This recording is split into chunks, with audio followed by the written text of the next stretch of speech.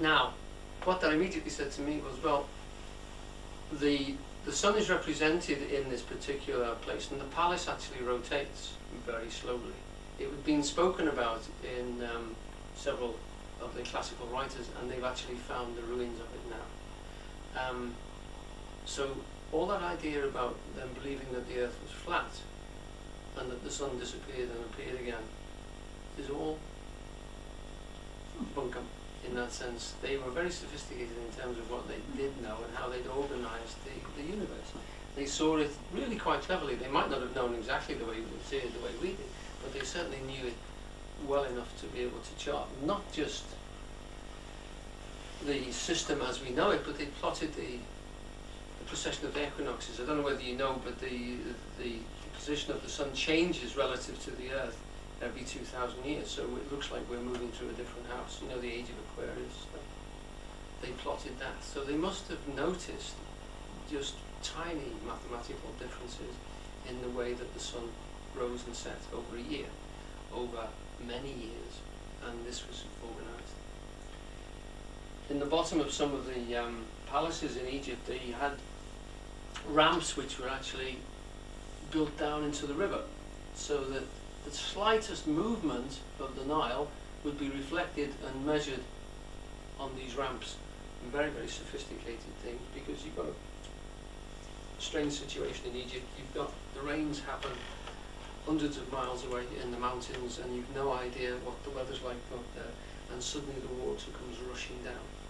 So the slightest movement meant that they could say, you know, it's time to go out and open all the dams, and of course that looks like magic if you organise like that. So the central organisation then became based on literally watching that roll of the heavens, being able to predict what was going to happen, to be able to tell people when to actually plant their crops, to be able to tell them when to harvest.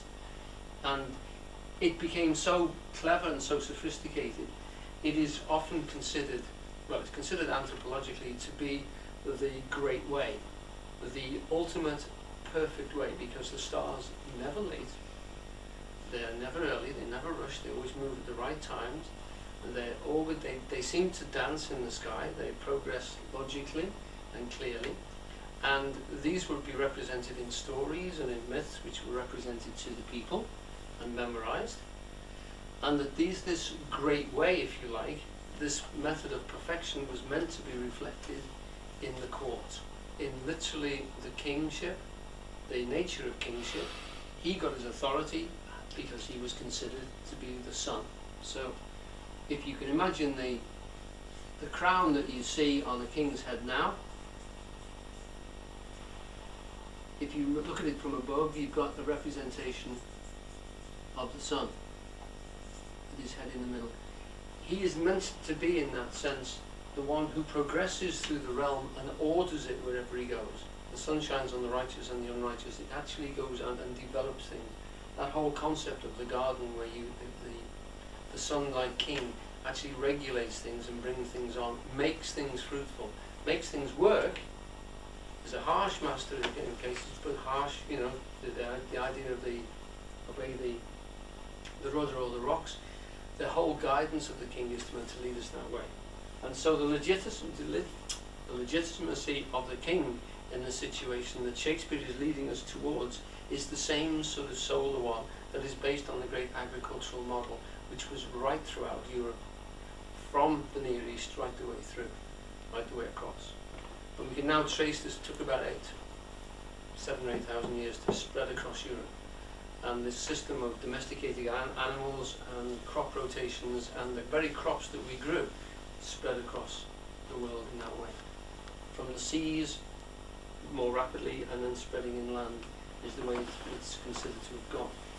And a great deal of our folklore, a great deal of our festivals were based purely on the cycle of the stars. We know this because of the time that they were organised, and we know that they're linked to the great agricultural festivals, and they still are.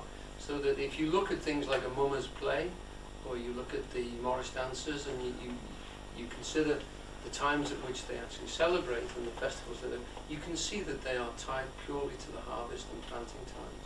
You can see that the death and rebirth, which is become a joke and a pantomime, in a mummer's play is rooted to the fact that the seed has to die.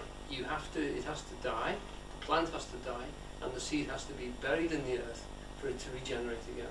And that whole concept is tied up with most of the forms of, well, I would suggest all of the forms of religion, because when you see those systems of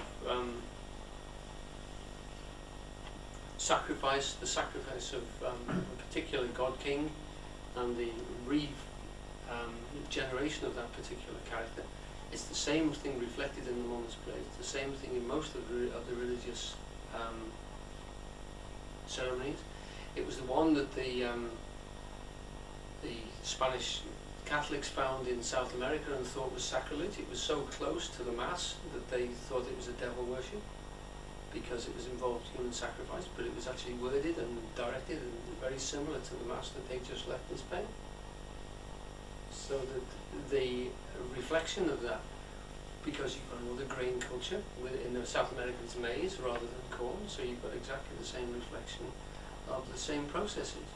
And the religions seem to be based out in these planting cultures, and it's the theme right across it is regeneration. Right, back to the text. Sorry about that.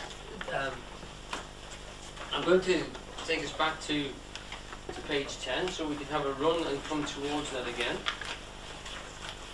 So we're looking at legitimacy and the traces of legitimacy, and we've just come through the process of talking about the fact that the king, in that sense, rules purely by the request of the people. It's their nature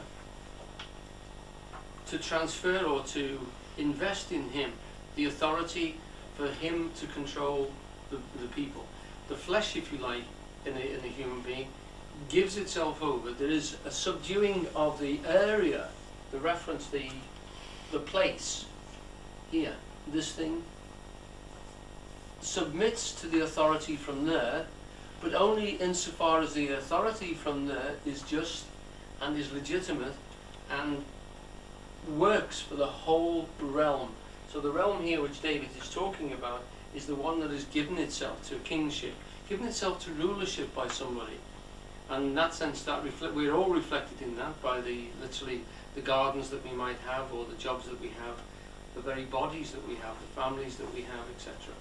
Any organization, any place of reference at all, anywhere that you choose to focus, can be considered to be a garden or a guarded place that you are working upon, separating it from other places, separating it from other people's work, separating it from other people's influences, to see what can be developed by literally the ruler in that place. Okay? Right in the middle of page 10, the message is clear: rule yourself or be ruled by others. So it's not a question of rule yourself or don't bother. If you don't rule yourself, other people will rule you, and they'll rule you by the things inside of you which you cannot control, by the appetites that you have inside that you don't control. Okay? Does that make sense to everybody? Mm-hmm. Okay, so it isn't, the either or is quite a severe one. Rule yourself or be ruled by others. But the king has always, of course, to remember and repay the debt he owes to his subject realm by lying down. So the subject realm lies down. That area there is not governing itself, it's giving its governorship to that particular ruler. So in that sense it is lying down. And he's taking that from the quote just above in Henry IV, when he says, "Then happy low, lie down. Uneasy lies the head that wears the crown," which means that the rulership here involves a great deal of concern and worry and sleeplessness in terms of the plotting and the thinking and the organization of that particular realm. Only by abdication of self-rule by the mass of the people, only by abdication of self-rule by the mass of the people can he come to government. Indeed, only by their refusal of self-rule is government necessary at all in the external sense. By their non-use of their potential power, the people release it to the actual use of their government and become the acceptors of the rod he wields.